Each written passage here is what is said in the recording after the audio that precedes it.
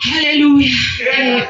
Bazalwane, mina ngizocela sivule laphana encwadini kaJohane chapter 19 verse 30. Leli yizwi lesi-6 elashiwo uJesu esesesiphambanweni. Hallelujah. Bazalwane, ifundeka kanje ngizocela ukufunda. Hallelujah. uJohane uverse ngokuka Johane verse 30. Jesus.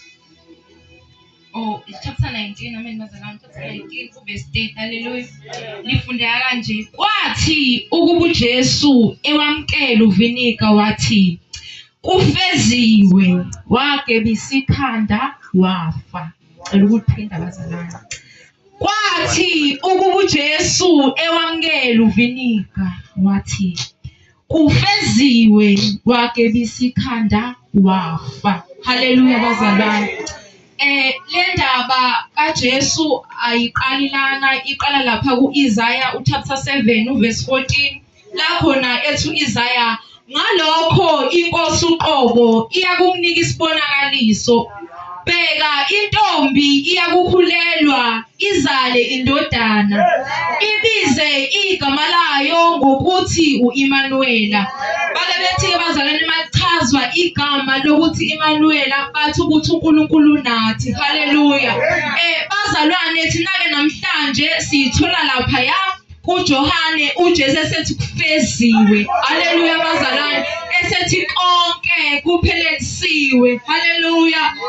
Bazalwane, lokhu uJesu ayekusho kwaku like thina bazalwane, njengoba esethi kufeziwe simthola la khona esesepheleni kokufa. Amen bazalwane. La ngokufa kwakhe okwakuzala khona kwebandla, okuyila khona thina, okwavela khona thina. Bazalwane, kuningi okwenzakalile ngaphambi kokuba azafike ekuthenini athi sekufeziwe. Haleluya bazalwane. Sibonile noma sizwile ehambe eshawa ethena isiphambano, inyama yakhe idatshula.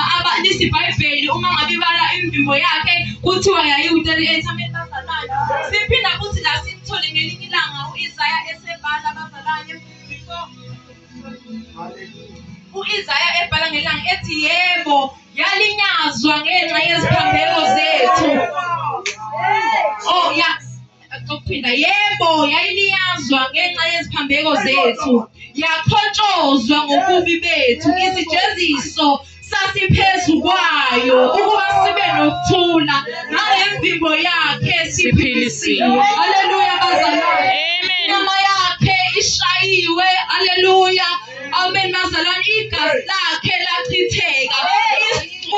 Umvimbo noma ukucubuka kwenyama yakhe ngesikhathi eshawa kwakungenzeki njengoba kwakumele kwenzeke. Ukuchitheka kwegazi lakhe alivuzanga njengoba kwakukwenzeka nje. Amanzi ayevuza kena akwenzakalanga njengoba kwakumele kwenzeke.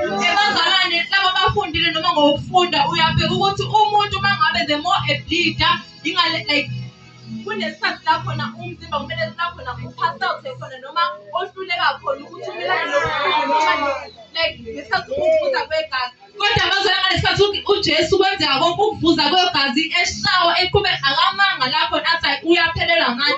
Kukho konke okwenzeka waqhubeka. Amen bazalwane. Wabekezela kwaze kwaba sekuphela